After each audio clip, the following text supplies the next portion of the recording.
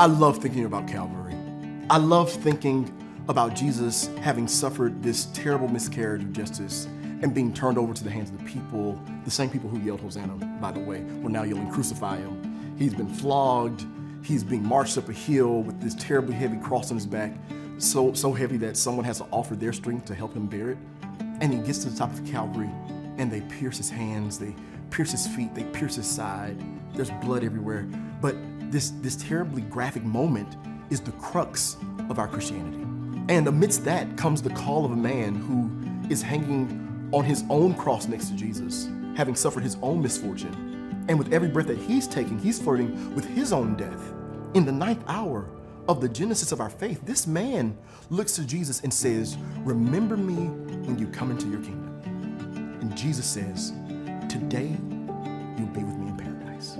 I love it so much because Jesus doesn't start pulling spears out of his side and nails out of his hand and get down and go and grab a pool to baptize this guy in. No, he literally just opens his mouth as he's dying to speak a word of life.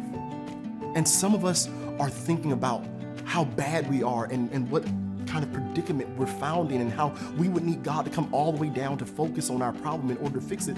And Jesus doesn't stop and say, nah, but I know you, and yeah, I've seen what you've done. You're a piece of junk. Jesus doesn't start to riddle his resume of crimes. Jesus says, today you'll be with me in paradise.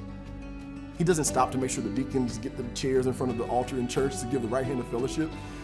Instead, Jesus does more with only his word. And I wish those of us watching today would just lean into the fact that his word is sufficient. It's sufficient enough to get us over, to heal us, to provide respite, and of course, salvation, freedom from anything that's trying to detach us from his truth and from his love. Jesus throws his love right at this guy. He says, today you'll be with me in paradise. And sometimes we're so caught up in what we must and must not do and how we must approach Jesus, when in fact, Jesus is showing us that all it takes is a faith confession to get acknowledgement from him, to welcome you in to the kingdom he's prepared for us.